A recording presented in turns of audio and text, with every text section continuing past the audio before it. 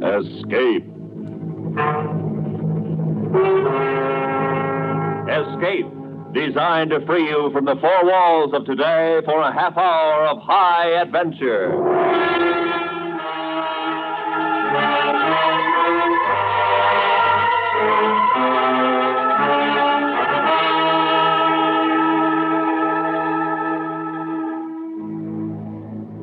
You are flying lost and alone over the empty wastes of the Pacific, while the fury of a typhoon is tearing your plane to pieces, and on a desolate island ahead of you awaits the strangest adventure in the knowledge of man.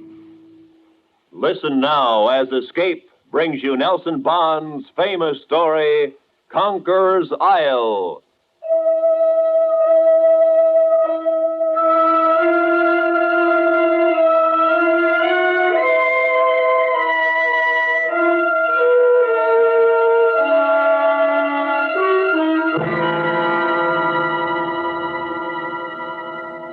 You've got to believe this. I know it sounds impossible. It sounds crazy. But you've got to believe it. That's why I'm here. It's the truth, and you've got to believe it. You've got to, sir. That's the way he started, almost as soon as I'd walked into his hospital room. He wasn't violent, you understand. There was no need for restraint. But his every action, every gesture was evidence of a psychotic condition. To be extremely charitable, battle fatigue. It was an odd case. I was already well acquainted, of course, with the history. Graduate of Annapolis, lieutenant in the Fleet Air Arm, excellent record, citations for bravery, and so forth. Toward the end of the war, he and his bomber crew disappeared over the South China Sea. Search failed to turn them up. They were, of course, presumed to be lost. Then a month ago, almost 7 years later, Lieutenant Brady was found by a Brazilian freighter, alone, drifting, and nearly dead in a tiny life raft. Curiously enough, his position was not far from that last reported by his radio operator 7 years earlier. And when he was asked where he had been, he gave a story so fantastic, so completely unbelievable. It's the truth, and you've got to believe it. You've got to, sir. At ease, Lieutenant. I'm sorry, sir. I'm here to consult with you as a physician, not ordering you anything.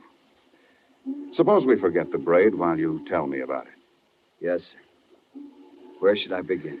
Well, it's your story. You know what it is you want me to believe. Somebody's got to do something, Doctor. It's getting later, and every day that passes, they grow stronger. I've got to make people understand. I've got to make you understand. At the beginning? Suppose you start with that last flight at the end of the war. Yes, sir. I get a... Well, it was this way.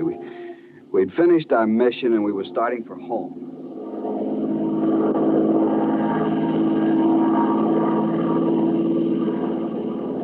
We were over the South China Sea between the Philippines and Indochina, roughly off Palawan, and everything was peaches and cream.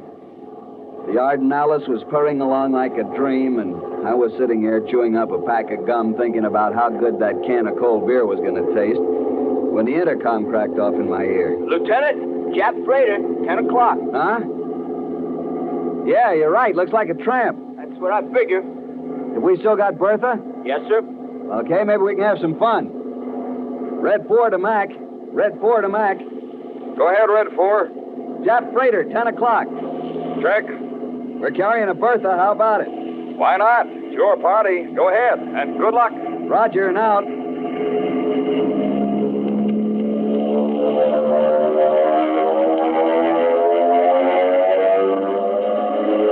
It's as easy as hitting a sitting duck.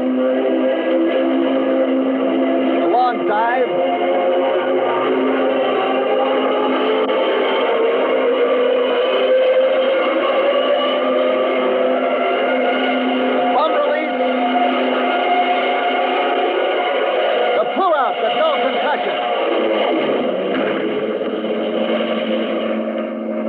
Down a raft stack, and that Jap ship went up like a Roman candle.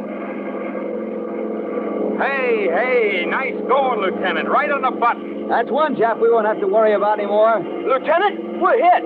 Huh? Piece of that Jap must have come up and hit us. We're spraying gas all over the Pacific, out of the left wing tank. Yeah, I see it. We're guys get ready for a bath. We'll never make it back. I object. It ain't Saturday night. Never mind. I always did want to take a ride on one of them little rubber boats. Navy will be out to get us before we have a chance to get thirsty. Red 4 to Mac. Red 4 to Mac. Nice going, fella. Yeah, only it was a two-way deal. We're hit, Mac. Losing gas fast. Think you can make it? No, it's a salt bath for us. Sorry, fellas. Keep your radio on. Give your last position to base before you ditch. They'll have a rescue party out in an hour. Wilco.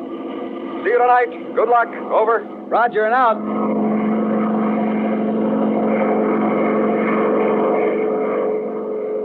See, there was nothing to it. Happened every day. The ships all over the Pacific, they'd have a destroyer sitting here when we came down almost. But a half hour later, when our gas was down to a few cupfuls and the rest of the squadron was long out of sight, an amazing thing happened. 1 minute, the sky was clear and cloudless. The next minute, we were surrounded by thunderheads and a typhoon hit us. Holy cow, Lieutenant. Where'd this come from? I don't know, but it's a Lulu.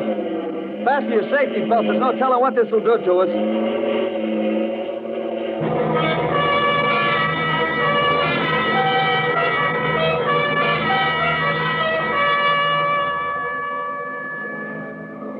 It was a granddaddy typhoon, all right, but it lasted only a few minutes, and then we were out of it as miraculously as we'd come into it.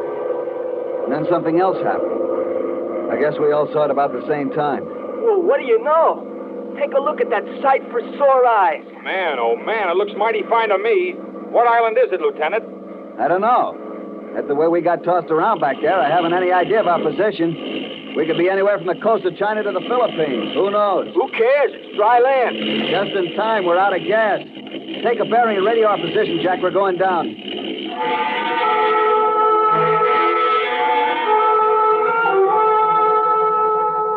We landed safely on a little strip of sandy beach, and only after we climbed out of the plane did we begin to have any misgivings. What do you think, Skipper? Well, it doesn't look like much, but I don't see anybody. Not a sign of life.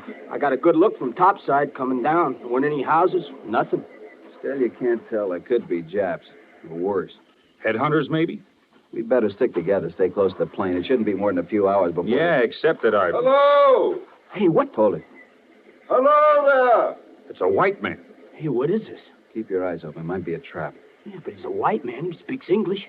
And he's not armed. No, I don't see any guns. It's the same. Watch it. Welcome, gentlemen. Welcome. I saw you land, so I hurried out to see if I could be of any assistance. May I introduce myself? I'm Dr. Grove. I'm Lieutenant Brady, Radio Man Cavanaugh, my gunner, Sergeant Golan. It's a pleasure, gentlemen. Any of you in need of medical assistance? No, thanks. We're all okay. Just a little surprised to find anyone here. Yes, of course. That can be explained to you later, but now you'll be wanting food and rest. Hey, a little chow wouldn't be bad, huh? First, we have to get in touch with our base, give them our position. Of course, but such things take some time in these primitive areas. Oh, no, we have a radio in the I plane. did have, Skipper. I was starting to tell you. Went out just before we sighted the island. Must have got wanged up in the storm. But you can fix it. I guess so, if it's nothing serious.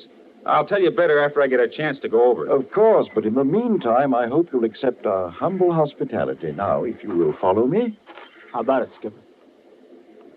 Sure, why not? After the last half hour, we could all use a little relaxation. Very good. Right this way, please.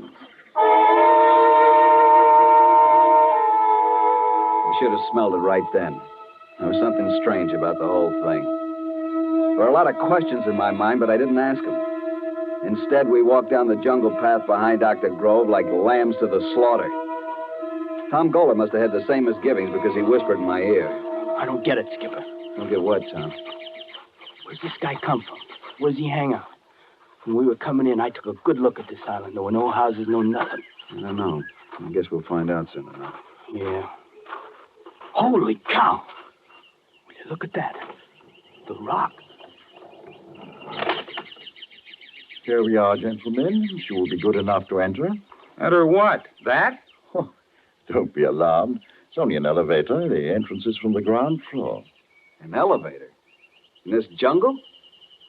I don't get it. You mean to tell me you live underground? My dear Lieutenant, I'll be glad to explain everything later. It's all very simple, but first I must insist that you... Insist? Suppose we prefer not to get into your elevator. Then what? Then I should be compelled most regretfully to enforce my request. Guess again, pal. We've got guns. 3 guns. Lieutenant, would you be kind enough to fire your gun? If you have qualms about killing a man in cold blood, you might fire it in the air. Wait a minute. Keep your hands out of your pocket. Perhaps you'd care to stop me, Lieutenant. I'm warning you. What? Try again, Lieutenant. I'm afraid you're going to find that your guns will not work on this island. Skipper is right. Mine won't work either. Neither will mine. And now perhaps you will be kind enough to step into the shaft. Look, I don't know what's going on here, but I don't want any part of it. Come on, gang, let's get out of here. Just a minute. I'm sorry. You forced me to use harsh measures. Believe me, I do so reluctantly. What's that you got there? Just a small tube, but a very potent weapon, I must warn you. Yeah? Well, then you better use it fast. I made a desperate lunge for him, and suddenly a tiny shaft of light flicked out from the tube and touched me, and I stopped, frozen in my tracks. Conscious, my eyes open, seeing him, hearing him. But try as I would, I couldn't move a muscle. I seemed to be turned to stone.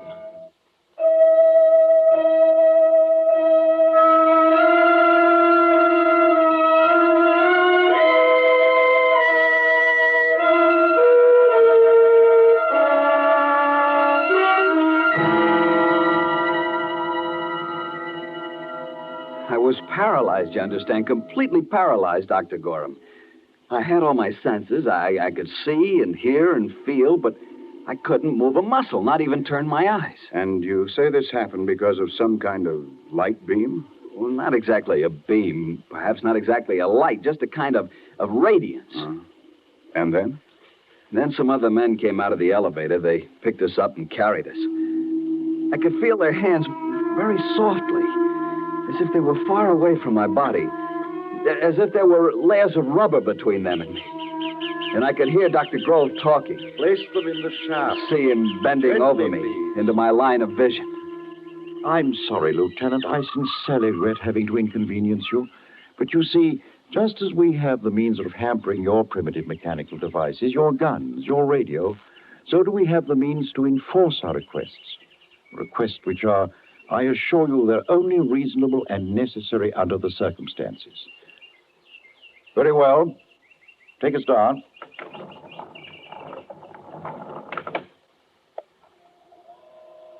My head was reeling, and fear was growing in me. Who were these men to talk of radio as a primitive device? What kind of men were they? Where were they taking the 3 of us? What were they going to do with us? As if he'd read my thoughts, Dr. Grove leaned over me again. There is no need to be alarmed, Lieutenant. No need at all. Well, Freighter?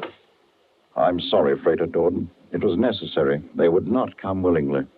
I see. Few of them do. Ah, well, put them in sleeping chambers until they recover. And be gentle. They're frightened. Poor things. Poor things. Poor things, he'd said. Not as if we were human beings at all, but animals. Some weak, dumb animals with whom they must be gentle. It was then that I began to know real fear. We were in a great underground city, but I could see little of it. Nothing except what passed in front of my rigid eyes. And then I was carried into a room, deposited upon a soft couch and left alone. I couldn't close my eyes, but gradually the light began to fade, melt away. I was in deep blackness, and I slept.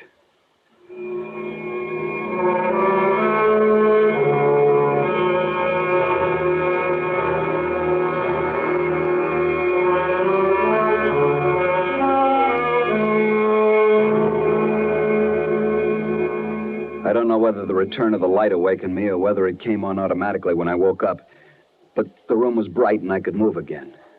The room was a small cell with metal walls and ceiling, a kind of metal I'd never seen before. There was a couch, a desk, and a chair, nothing else. But the really amazing thing was the light.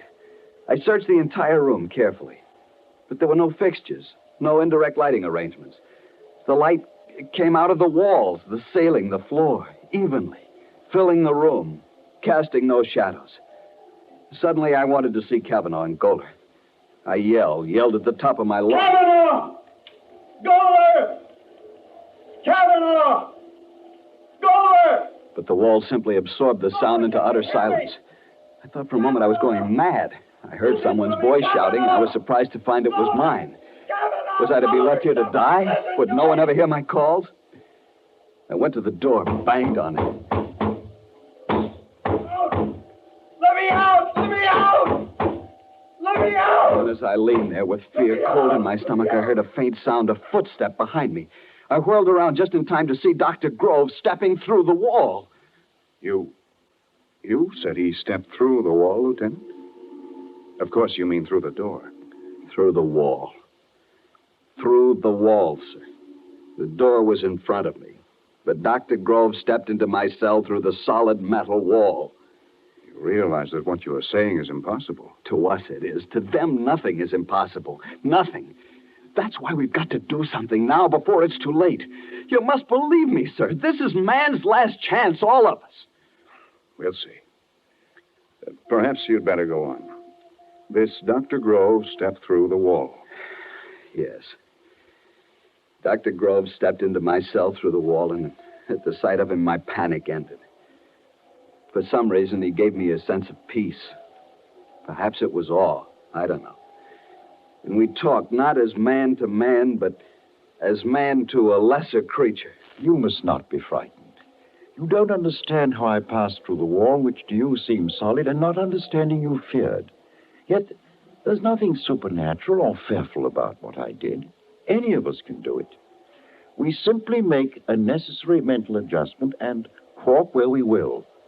It's an ability as basic to us as breathing to a person like you. What kind of men are you? You know the facts of evolution.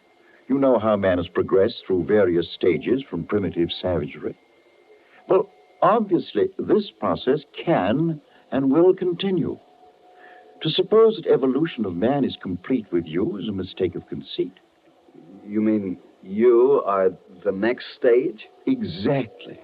We are the next stage, infinitely superior to our parents and to our fellow men. Your most difficult physics and mathematics are our ABCs. Our studies far beyond your understanding. Are there many of you? Oh, very many. You see, the process has been going on for many years. Hundreds, thousands more come here to us every year from all over the world, where we need isolation to study, learn, build, and prepare ourselves. Prepare for what? For the task ahead. Obviously, when we're ready, when we are numerous enough to fill all the necessary positions, our superior intelligence must shape a new world. Take over the world? Obviously. And you'll destroy man? How little you understand us. Do you destroy the animals of the field because they're not your intellectual peers? Our obligation is to keep and to protect you, to act as your friendly guardians in a world which will be strange to you and frightening, as my walking through the wall was frightening to you. Yes, I see. What do you plan to do with us, then? Oh, rather say, what does nature plan to do? And the answer to that, well, that lies in history. What became of the anthropoids and the cavemen? They died out. Civilization passed them by. They fell before the onrush of higher forms of life. Even so. Even so. But I give you our pledge that we will be kind. We will be kind.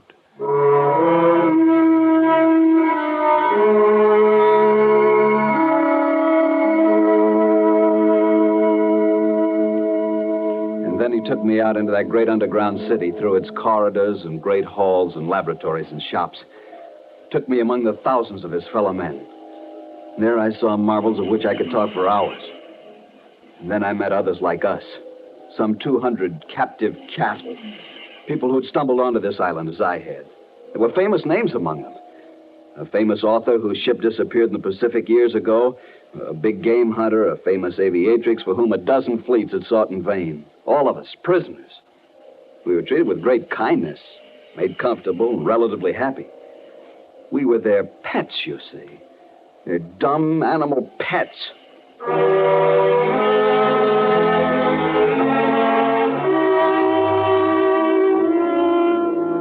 For over 7 years, I stayed there. After a while, I ceased to struggle, even in my mind. I was defeated. And so I succumbed to the peaceful, bucolic existence that was my fate. At least that's what I thought. And then came that last day.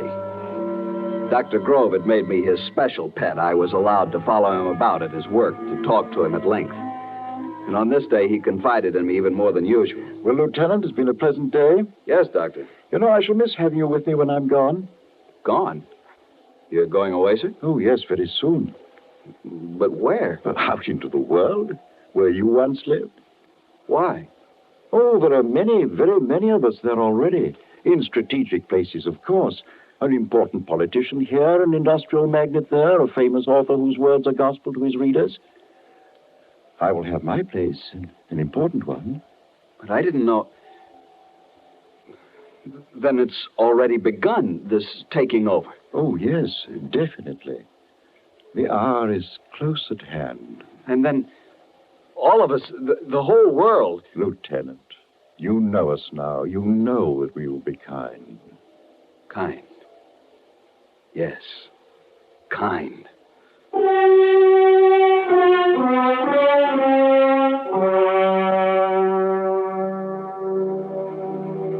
Suddenly, all the anger that was in me welled up. I didn't want to be a dumb animal, a pet for some superior being to be kind to. I didn't want that for my loved ones, my friends, my fellow men. That night at dinner, when they fed the prisoners in the big communal hall, I got a chance to talk to Tom Golder, my old gunner. He listened and then shrugged hopelessly. They'll succeed, Joe. You know that. No, Tom, no. Not if the world can be warned. I don't know. Maybe it wouldn't make any difference. Besides, how could they be warned? If somebody could get away from here. Escape? It's impossible. Yeah, I know. That's what I thought. But listen, I got an idea. There's one flaw in their perfection. What? Their gentleness, their kindness. They can't bear to hurt anyone. None of their weapons kill, but only paralyze temporarily. And they simply can't conceive of treachery from us. What are you driving at? I'm going to play on Dr. Grove's liking for me, his kindness. And I'm going to trick him. How? Tomorrow, I'll ask him to take me up, back to the plane, to get pictures of my father and sister. Tell him I'm lonesome, suffering. He'll do it. I'm sure he will.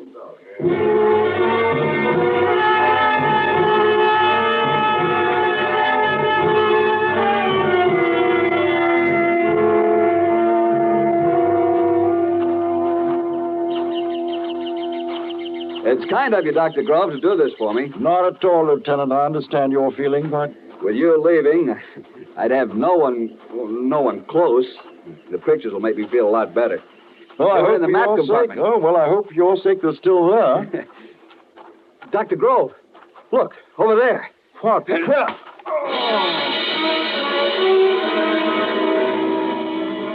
hope I didn't kill him. He had been kind, but I hit him hard. And then I broke out a life raft from the plane. I was almost afraid to look at it, but it was okay, even complete with supplies. It should have been rotted, but it wasn't. Maybe he had control over that, too. I don't know. I ripped the valve and threw it in the water. In 5 minutes, I was out beyond the breakers. I don't know how many days or weeks it was before they picked me up, but it was a long time. And I was more dead than alive. It was quite an experience for you, wasn't it?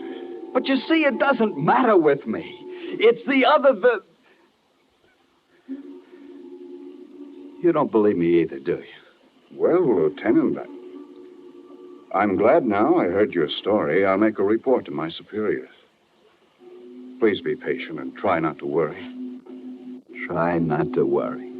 Good day, Lieutenant. Oh, get out.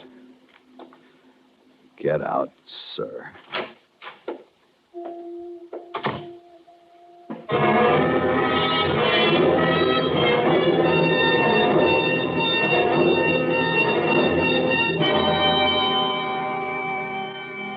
Well, Commander Gorham, talked to him. What's the verdict? What do you think?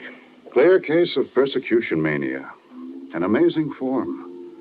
I never heard a tale more complete and logical. Yes, I know what you mean. Do what you can for him. I'm afraid he's going to be here for a long time. Perhaps for as long as he lives. Turned loose, he might be dangerous. That's too bad. Nice boy, too. Floating 4 weeks on a life raft. That sometimes does things to a man's mind. Well, Doctor, how about lunch? No, thanks. I've got to run along. I have to turn in my report and recommendation on this case. Yeah, of course. See you later. I watched the man disappear down the hall. I stood there for a moment, lost in thought, seeing the face of that boy in there. It was hard to know how best to be kind to a boy like that. But I roused myself. I had much to do, so much. And if I went down through the lobby of the hospital, some fool would surely delay me, get me into a long-winded discussion. And there was nothing to discuss anymore. My report on the Brady case was closed. There'd be no more trouble from that source. And now there was no one in sight in the corridor. I wanted to get out of this place. So I turned and walked quietly through the wall.